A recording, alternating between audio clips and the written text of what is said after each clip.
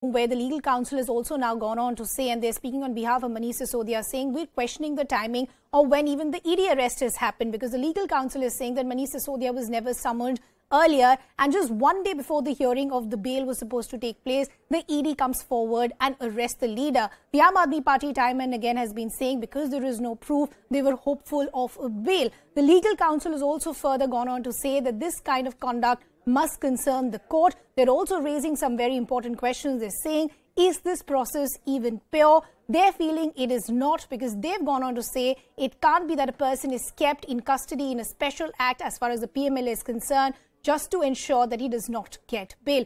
Arunima is also now joining us on the broadcast. Arunima, let's just make this simple for our viewers. Now, when the ED concluded their arguments, they said there were discrepancies as far as the profit margin is concerned, because they weren't convinced with the arguments that were made as to why this increase really happened. Now, the counsel of Manish Sisodia is saying, one, the timing of when this arrest has happened is questionable, but they're also now questioning the fact that a person, in fact, can't be kept in custody as far as the PMLA Act is concerned, just to ensure that he does not get bail. So could you help us understand if any rules have been flouted here?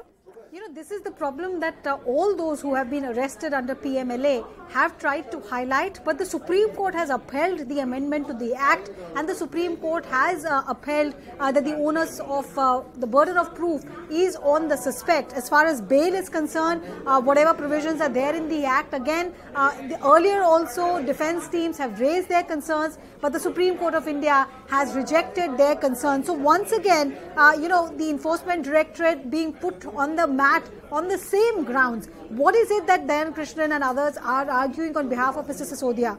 They say my version is contrary to the other statement. I can only say what I know and not what they want to hear. This is exactly what he said when the CBI was seeking his custody as well. That I have told them what I know. Every time you've called me, you've summoned me, I've appeared before you. But I can't tell you what you want to hear. You can't force me to give testimony to implicate myself. In the case of ECIR, which is the Enforcement Directorate version of the FIR, what is being pointed out that this ECIR was filed in 2022. It has taken you almost 8 months to carry out this arrest. 6 to 8 months have passed out, and in the interim, you've called me for questioning only in Tihar jail once. You've questioned me. I've answered all that you wanted to know.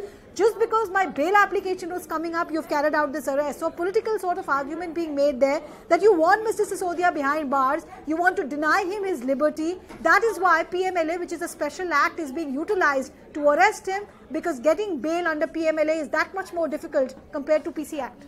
Right. So, Arunima, essentially what I also want to understand is now what the ED has essentially gone on to say, that they're looking at a larger nexus here. They're looking at other names as well, whereas accused like Dinesh Arora, Vijay Nair, Arun Pillai, and many sources within the ED are also telling us that their plan, in fact, is to try and get some of these accused face to face. Now, the remand copy that we have access here at CNN News 18 actually talks about kickbacks that have been received to the tune of thousands of crores. Could you help us understand the key players and what is the money trail that is being looked into?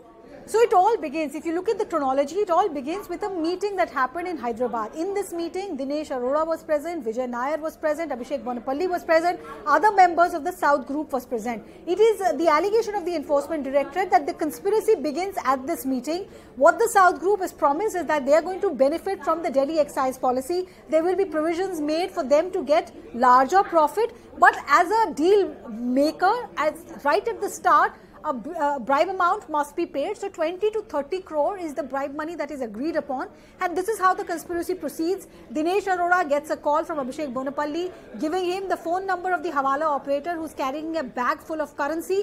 The currency numbers are also communicated to Dinesh Arora. He then forwards this information to Vijay Nair. The charge is that Vijay Nair is a close associate of Manish Sisodia and Arvind Kejriwal. The charge is that he lives in an accommodation which is an official accommodation of a Delhi government minister. The minister himself stays in another part of Delhi, southwest Delhi, and his accommodation is used by Vijay Nair. This is something Nair himself has accepted. The charge is that this money, 20 to 30 crore, is then rooted in that profit margin that the excise policy finally came up with. From 5%, the profit margin went up to 12%. Correct. 6% was to be routed back to the Aam Aadmi Party by way of various, wholesalers who were part of the South group. Indo Spirits by Sameer Mahindru is one of those whose names have come up.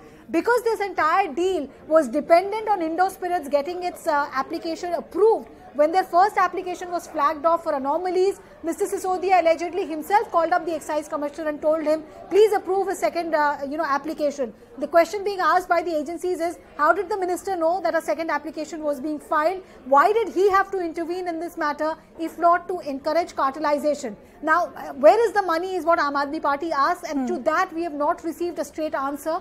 100 crore is the total bribe amount that both CBI and ED have alleged, out of which they say they have proof of 75 lakh payments straight in cash during the Goa elections to surveyors. True. And some amount, unspecified amount, paid to those whose hoardings were used for advertising. They have told the CBI and the ED that we were asked to give deflated bills. Those deflated bill amount was paid in white and the rest of the money was paid in cash. So the charge is that cash amount was from this bribe. But where is the evidence to support all 100 crore is what the Aam Aadmi Party has been asking.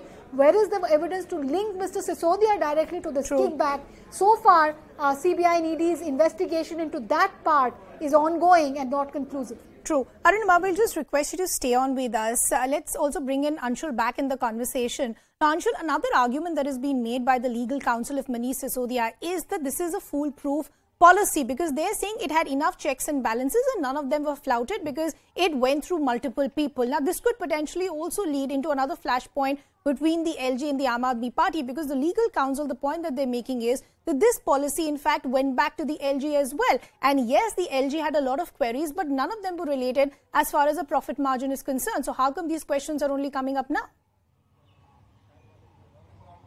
Well, that is the correct argument. If you see, legally speaking, the LG had signed on that file to implement this liquor policy. But yes, there were the entire point that the ED is arguing at this point in time, that there were kickbacks given, or in fact there were discrepancies when this entire policy was in its formation stage itself. In fact, feedback was taken from the so-called South Cartel, from the so-called South Cartel, as to what could be changed or what could be improved in that policy. Yes, the policy was when it was actually signed by the Lieutenant Governor, the policy was in its final shape. But yes, when the policy was being formed, there were several integrities that were not followed. There were several processes that were not followed while forming the policy itself, and hence this has become the base of the ED's argument in front of the court, that yes, while the policy was being initially formed, the manner in which the suggestions were taken from this so-called South lobby and what could be improved in this, and the manner in which the